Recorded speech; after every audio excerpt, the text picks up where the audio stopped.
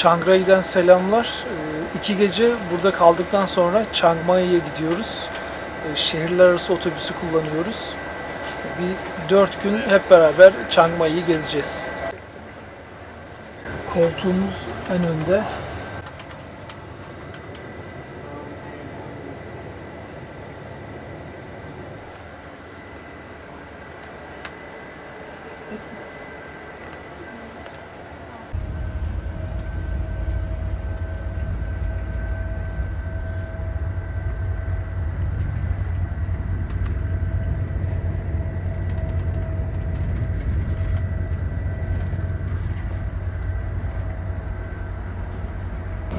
Tabii bizdeki gibi top kek yok.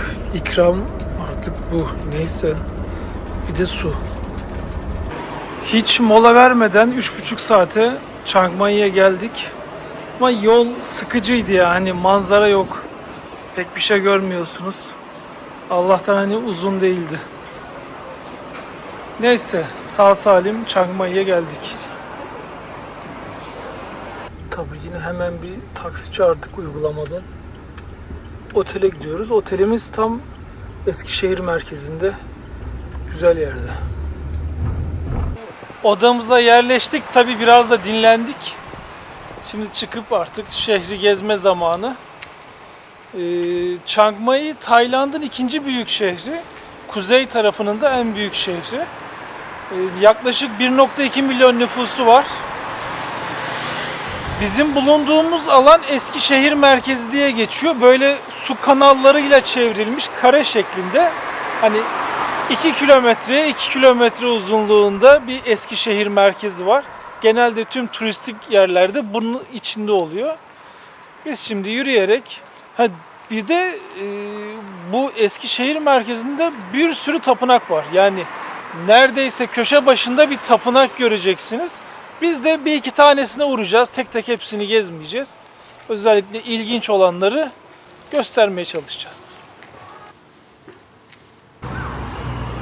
Burası o Eskişehir merkezinin etrafındaki su kanalı.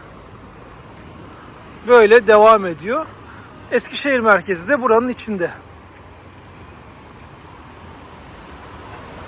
Bu Eskişehir merkezinin ana caddesi burası. Biz burada 4 gece kalacağız. Aslında 4 gece fazla burası için ama biraz dinlenmiş olacağız. Burada değişik bir şeyler var gibi.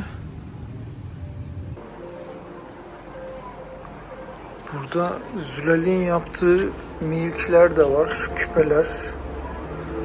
Ama burada Zülal'in sattığının 2-3 katı.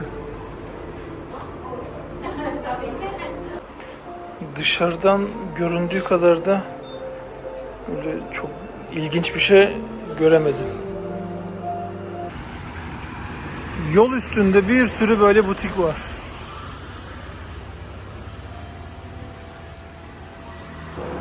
Yani halılar dikkatimi çekiyor. Soruyorum. İran halısı diyorlar ama ben çok inanmadım. Çünkü yani ipek halıları Çin'de çok güzel fabrikasyon yapıp pazarlıyorlar. Yani bunları da öyle düşünüyorum. Yani İran'dan buraya halı getirecekler, el dokuması. Burada satacaklar. Çok bana şey gelmiyor yani, mantıklı gelmiyor. Şehrin ana kapısından birazdan çıkacağız.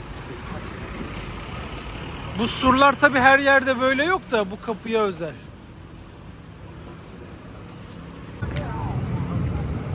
Dışarı çıktık, böyle hani tezgahlar var ama size şöyle bir örnek göstereyim. Karşıdaki Starbucks kapalı. Yani normalde Starbucks kapatmaz hiçbir yerde, yani çok görüldük bir şey değildir. Şehir benim 10 yıl önceki gelmeme göre çok sakin. Ve belki de butiklerin 1/4 yine kapalı maalesef. Şimdi Eskişehir merkezinde pazar akşamları kurulan bir gece pazarı var. Biz maalesef ona kalamıyoruz çünkü hani pazara kadar burada kalmamız mümkün değil. Onun için şehrin başka yerindeki Gece pazarına gidiyoruz. Orası her zaman açık. Yine aynı yürüme mesafesinde. Gece pazarı buralardan başlıyor.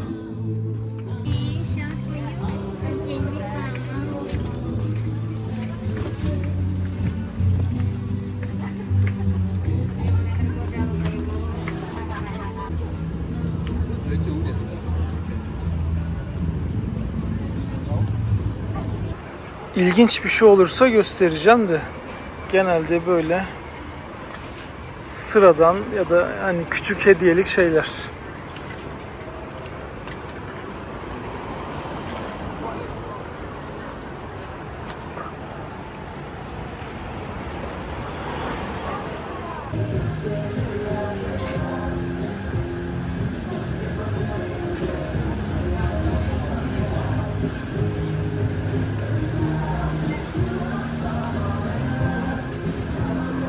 Roti diyorlar buna. İçine Nutella, muz, mango nasıl istiyorsanız yaptırıp yiyorsunuz. Tadı güzel ama şu yağ çok yoğun oluyor. Hani bir iki ısırıktan sonra ağır geliyor. Anlayacağınız üzere yemek bölümündeyiz. Bir şişi yaklaşık yarım dolar. İnsan üzülüyor yani hala salgının etkileri var. 10 yıl önce buraya geldiğimde burası yani iğne atsanız yere düşmezdi. Şimdi yarısı kapalı.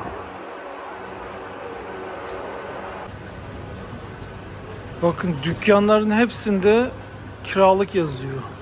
Ben ise burada ne arıyorum şu an? Hatırlayanınız vardır. Evimde bir kara kalem portre var. Onu buradan almıştım. Tek kolu olmayan bir abi yapmıştı. Ben onu bulmaya çalışıyorum şimdi. Bakalım inşallah bulacağız. Bir de şu karşıya bakalım. Bakın buralarda çok fazla o tür artık resim satan yerler var.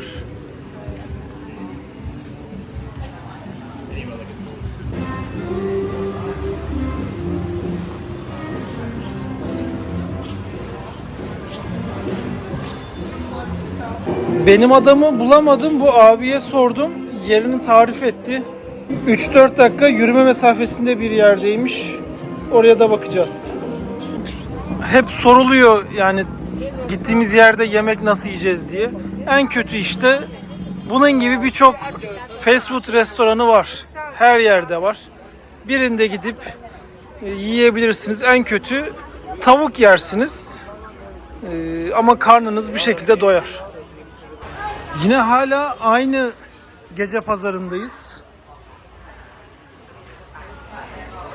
Bu ablalar nereden çıktı bilmiyorum. Biz benim abiyi, ustayı arıyoruz. Dediğim gibi benim ustanın tek kolu yok.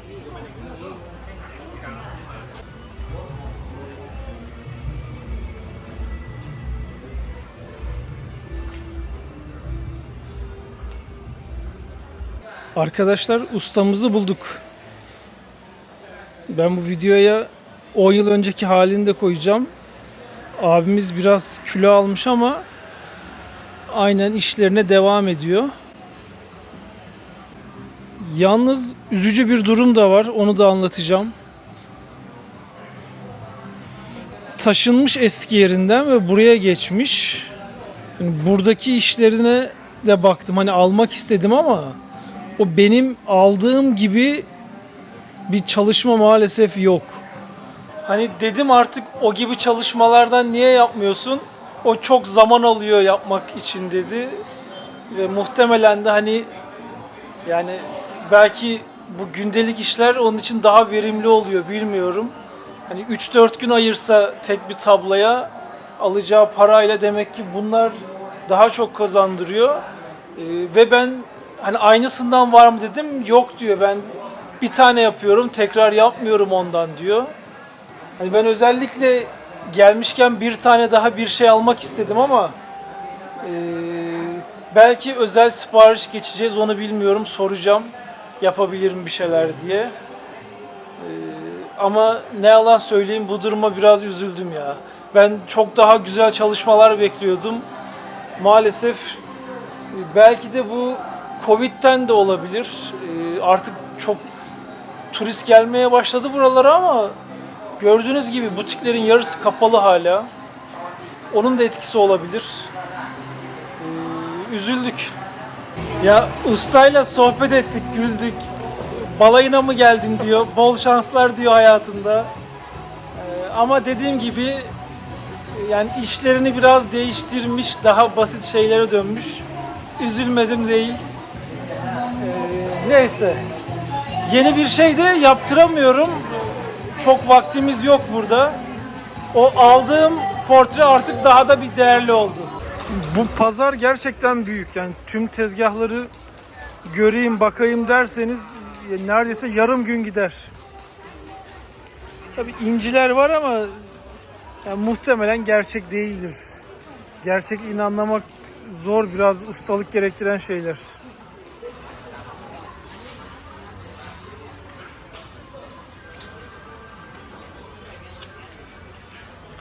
Küçük çantalar, cüzdanlar.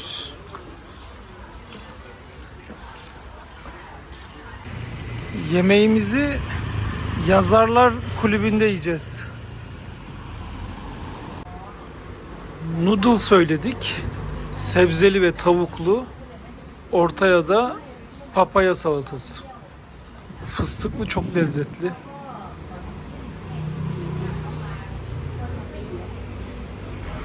Yani noodle'ı maalesef benim sevmediğim gibi yapmışlar. Yani bunu benim yemem mümkün değil. Şu jölemsi bir şey var içinde. Onu ben yiyemiyorum. Yani bir çorba gibi olunca noodle daha güzel oluyor da. Böyle üstten tavukları aldım. Maalesef kalacak. Salata da işte yani. Yemek bize pek uymadı. Ne yapalım? Başka şey yeriz.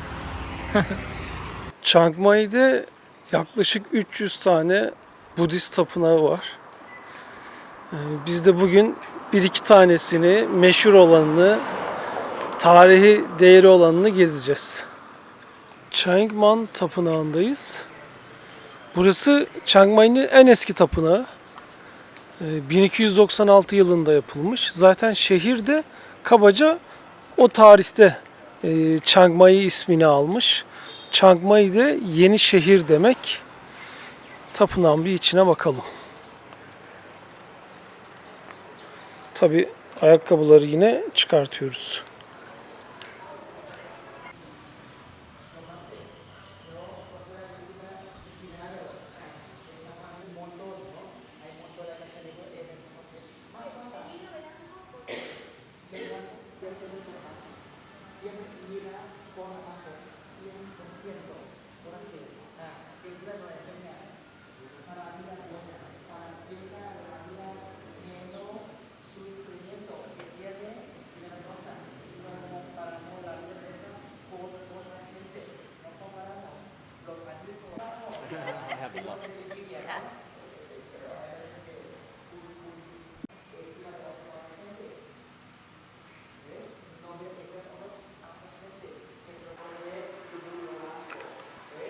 Bu yapının 700-800 yıllık olduğunu sanmıyorum da belki yenilenme görmüştür.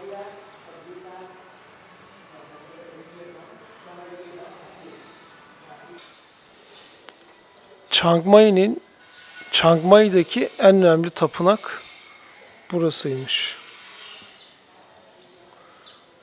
Belki şu yapı hani olabilir, o 1296'dan kalma.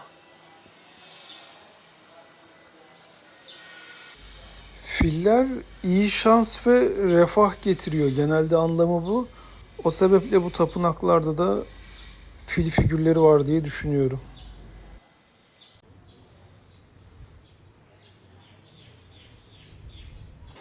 Yani tabii yaklaşık 700-800 yıllık bir tapınak deyince insan böyle daha bir tarihi şeyler bekliyor da. Yine tarihi şehir merkezindeki önemli tapınaklardan birine gidiyoruz. Şimdi adını telaffuz edeceğim ama muhtemelen yanlış telaffuz edeceğim. Sayang Moyang Maloyang Tapınağı. Ben alt yazıya yazarım. Maalesef bu tapınaklarla ilgili böyle doyurucu bilgi girişinde vesairesinde yok. Kabaca hangi yılda yapıldığını yazmışlar, o kadar. Gördüğünüz gibi kabaca 5-600 yıl önce yapıldığını söylüyor. Fil figürü yine burada da var.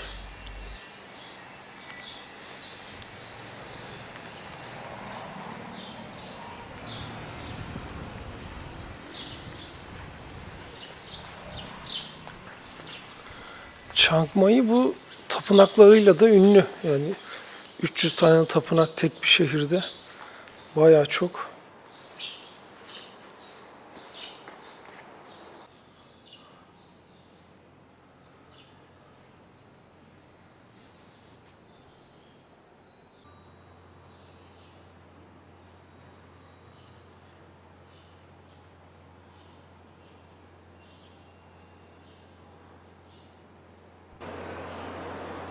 Genelde tapınakların dışı daha güzel, daha albenili.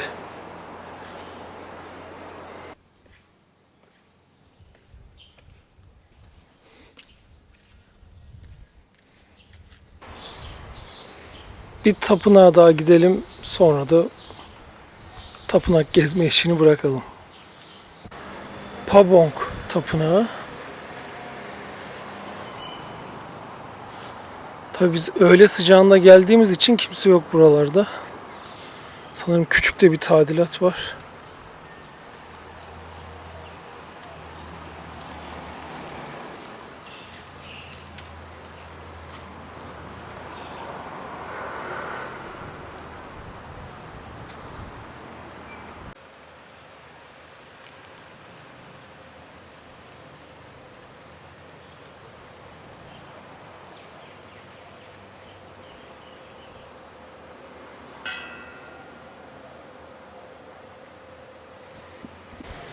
Bir de yapının içine bakalım.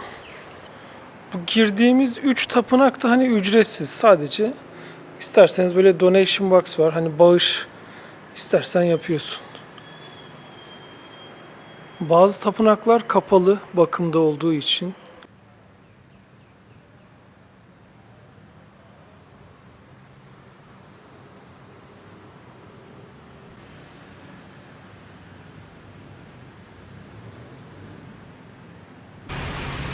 Öğleden önce tapınaklara gittik. Hava 40 dereceydi. Bir saat sonra böyle bardaktan boşalırcasına yağmur yağıyor. Muhtemelen 10 dakika yağacak ve sonra gidecek. 10-15 dakika sonra yağmur durdu. Bakın yerlerde dosdoğru ıslaklık bile görmeniz zor. Öylesine yağdıktan sonra bile. Yağmur sonrası çıktık biraz yürüyelim diye. Yine yol üstünde rastgele bir tapınak gördük. Ama güzel görünüyor.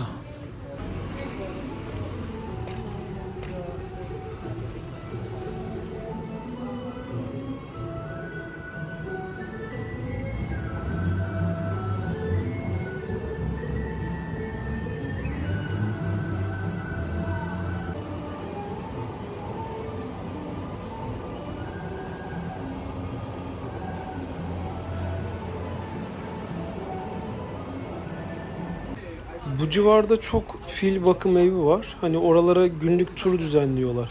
Gidip fille yıkanıyorsun, onu besliyorsun falan. Ama gidenlerle konuştuk. Hepsinin dediği yani çok da öyle fotoğraflarda göründüğü gibi değil. Filler yine çok özgür değil. Hayvanat bahçesi tarzında yerler olduğu için o gibi etkinliklere katılmayı da tercih etmedik. Chiang Mai'de aslında çok güzel Tayı mutfağını deneyimleyebilirsiniz. Hatta burada dersler, eğitimler de veriliyor. Biz ama dün bir noodle denemesinde kötü bir tecrübemiz olduğu için Bugün akşam yemeğinde hamburger yiyeceğiz. Yalnız güzel bir hamburgerci bulduk. Yani boyutu da iyi bayağı. Karnımızı doyuralım. Zülal tavuklu söyledi. Ben etli. Sanırım anlatmama gerek yok. Çok güzeldi hamburger. Yalnız şu üstündeki turşu zannettim ki bizdekiler gibi ama değilmiş. Böyle şekerli bir turşu. O çok yenmiyor. Akşam saat 7.30 Eskişehir merkezindeki ana cadde. En işlek cadde ama maalesef hiç hareketlilik yok. Salgının etkisi hala yani bu şehirde kendini hissettiriyor. Ve birçok butikte, yani butiklerin abartmıyorum, 1/4'ü kapalı. Temelli kapatmış. Chiang Mai havalimanındayız. 4 gün Chiang Mai'de kaldık. Ama doğruyu söylemek gerekirse çok da umduğumuz gibi geçmedi. Çünkü bir, hava çok sıcaktı. 2, yani Chiang Mai'de normalde böyle gece pazarları olur, butikler hep açık olur, çok hareketli olur. Ama yani hani şöyle düşün, Tayland'ın kuzeyinin en popüler şehri. Ama maalesef salgının etkisi burada hala hissediliyor. Butikler 1/3 kapalı. Hani benim daha önce el sanatı ürünleri aldığım yerlere gittim. Oradaki kişileri buldum ama hepsi yer değiştirmiş, kapatmış, küçülmeye gitmiş. Yoksa hani Chiang Mai denilince herkes ne dedi sana? Bana herkes en çok seveceğin yer, işte çok eğleneceksin falan demişti. Ama yani tabii bunda hava da çok sıcak. Onun da etkisi var. Yani hissedilen sıcaklık 45 dereceye çıkıyor gün içinde. Hani bu abartı değil. O sebeple de biraz turist azdı belki ve hani butikler ondan kapalı olamaz bence. Hani önemli bir iki tapınak bile tadilatta, ne zaman açılacak bilinmiyor. Yoksa Chiang Mai yani kuzeyin, Tayland'ın kuzeyinin en güzel şehri, en görülesi yeriydi ama yani ben 10 yıl önce geldim, o güzelliği gördüm. Maalesef. Zülal göremedi. Ama Chiang Mai güzel şehir. Yani Tayland'ın kuzeyine gelirseniz tabii Chiang Mai'ye uğramadan olmaz. Senin ekleyeceğin bir şey var mı? Yeme içmede hiç sorun yaşamadık ama burada da. Tayland'ın diğer şehirlerinde olduğu gibi. Yani birçok dünya mutfağını bulabiliyorsunuz. İlla ki Tay mutfağına gerek yok. Tay mutfağında da noodle'lar falan güzeldi. Hani biz bu sefer kızartılmış noodle yedik. O da güzeldi. Yani ara ara böyle lokal yemekleri de yiyoruz. Hepsini bazen çekmiyoruz ama yiyoruz yani. Sırada Krabi var. Oradan da muhtemelen Phi Phi Adası'na gideceğiz. Sonraki videolarda görüşmek üzere.